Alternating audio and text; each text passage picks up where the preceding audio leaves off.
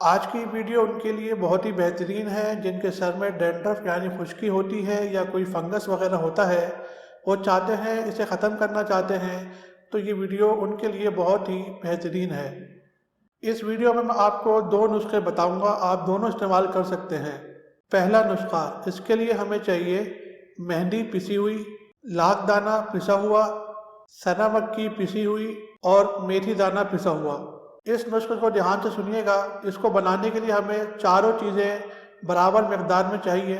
आप ज़्यादा बनाना चाहें ज़्यादा बना सकते हैं, कम बनाना चाहें कम बना सकते हैं।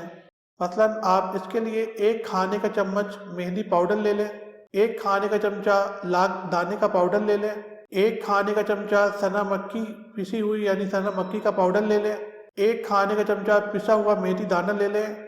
इन सबको अच्छी तरह मिक्स कर लें। अब जो बात मैं आपको बता रहा हूँ उसे ध्यान से सुनिएगा। इसे आप रख लें, जितनी भी मकदार में आपने बनाया है उसे रख लें। जब भी आपने इसको यूज़ करना हो, मतलब आपने इसे कल यूज़ करना है, तो आज रात को आपने इसकी जितनी मकदार लेनी है उतनी ले लें। उसके अंदर सिरका मिला लें, सेब का सिरका मिला लें, एप्पल साइडर विनेगर हो तो वो मिला लें, एप्पल का कोई भी यानी सेब का कोई भी सिरका हो वो मिला लें। इतना मिलाना है कि इसका एक लेप बन जाए, थोड़ा पतला लेप बन जाए। और ये जब बन जाएगा इसे आप रख दें। जैसे आपने इसे कल यूज़ करना है, इसे आपने आज बनाया है, इसे रख दें। कल इसे इस्तेमाल करें, अपनी उंगलियों से अपनी बालों की जड़ों में इसे लगाएं। इतना बना लें कि आपके पूरे सर में आराम से लग जाए, बालों के ऊपर नहीं, बालों की जड़ों में लगाना है। अच्छी तरह लगा लें। 1 से 2 घंटे इसे रहने दें, लगा रहने दें। उसके बाद अपना सर धो लें। दूसरा नुस्खा अलग है, इन चीज़ों का नुस्खा नहीं है, वो अलग नुस्खा है।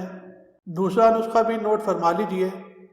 इसके लिए आपको 1 कप तिल का तेल चाहिए, यानी सीज़म ऑयल चाहिए, तिल का तेल चाहिए। 1 कप आप किसी बर्तन में उसे ले लें और चूल्हे पर रख दें।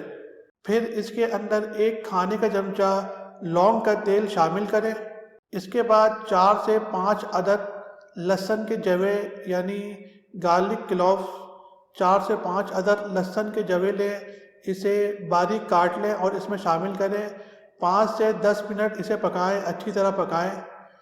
फिर इसे आप छान लें, छान के एक बोतल में रख लें।